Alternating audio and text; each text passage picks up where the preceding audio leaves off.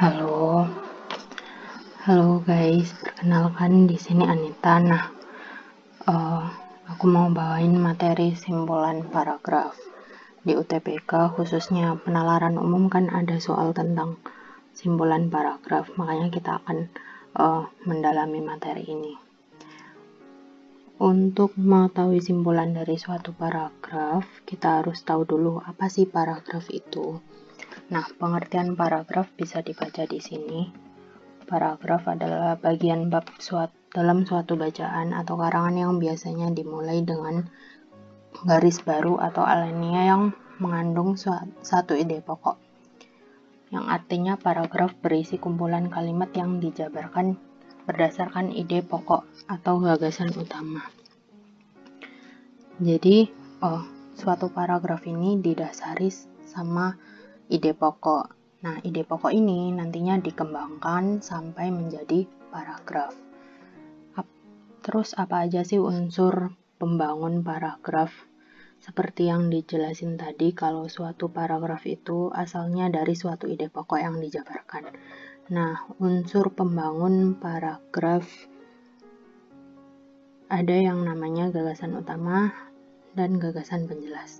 Dari namanya aja kita udah bisa tahu ya kalau gagasan utama ini adalah ide yang menjadi pokok pembahasan dalam paragraf. Gagasan utama sama ide pokok itu artinya sama ya. Jadi kalau misal ada soal nyari gagasan utama, nyari ide pokok, itu jadi kita disuruh nyari apa sih yang mendasari di paragraf itu. Kemarin kan udah dibahas. Nah, untuk menemukan gagasan utama ini harus diketahui dulu letak kalimat utamanya yang bisa terletak di awal, akhir atau awal dan akhir kalimat. Nah, unsur kedua ini ada gagasan penjelas.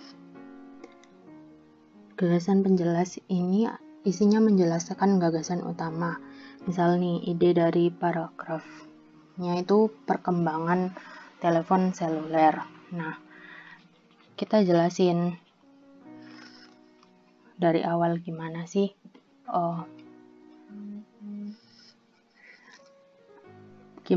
terbentuknya telepon hingga saat ini.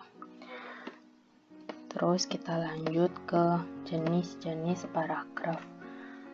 Nah, jenis paragraf ini berdasarkan letak utamanya ya. Tadi kan udah disinggung tentang kalimat utama. Nah, jadi jenis kalimat utama ini menentukan jenis-jenis paragraf.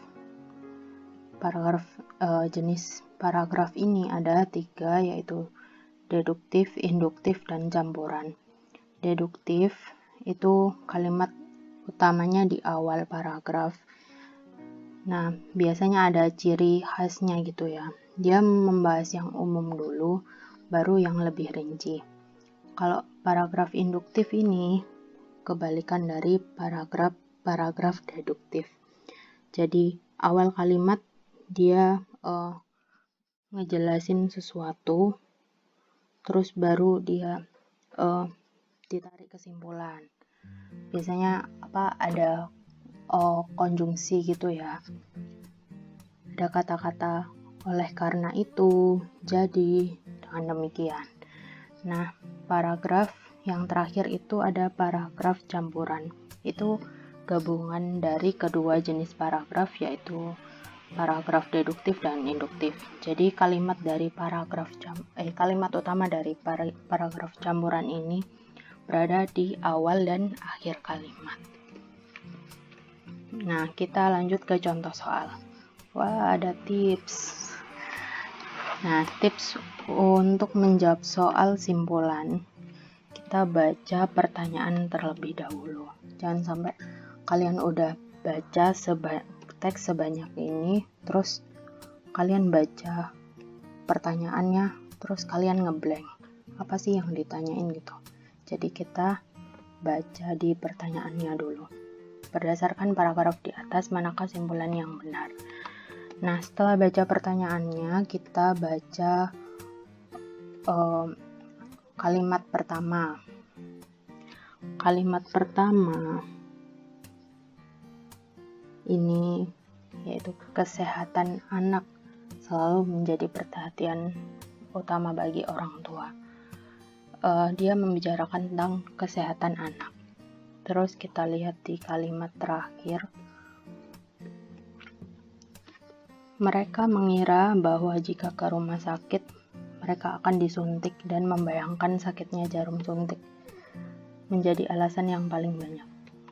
Jadi kalimat terakhir ini membicarakan tentang alasan kenapa anak kecil nggak suka ke rumah sakit.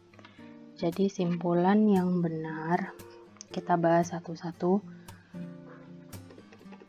Pilihan yang A dulu. Sebagian anak kecil yang sakit sering ke rumah sakit. Ini secara logis sih emang benar ya. Tapi yang dibicarain di teks ini kan alasan kenapa anak kecil nggak suka ke rumah sakit. Ya kan. Terus yang B, sebagian anak kecil yang ke rumah sakit tidak berpotensi mengalami sakit. Nggak logis dan nggak ada korelasinya. Justru di rumah sakit kan banyak kan tempatnya orang sakit kan. Nah, bisa aja anak itu kan tertular dari orang yang sakit itu. Terus yang C, sebagian anak kecil yang sakit flu dirawat inap di rumah sakit. Sekarang sakit flu kan tidak dikategorikan sakit yang berat. Nah, sakit yang sampai butuh perawatan di rumah sakit itu. Jadi jarang banget yang sampai dirawat inap gara-gara sakit flu. Apalagi di pilihan C ini nggak ada korelasinya. Kita lanjut ke yang D. Sebagian anak kecil yang tidak sakit tidak senang ke rumah sakit. Di teks ini kan membicarakan anak kecil yang sakit. Jadi jawaban ini salah. Ini kan anak kecil yang tidak sakit. Sedangkan ini kan teksnya membicarakan tentang anak yang sakit. Terus kita lanjut ke yang E.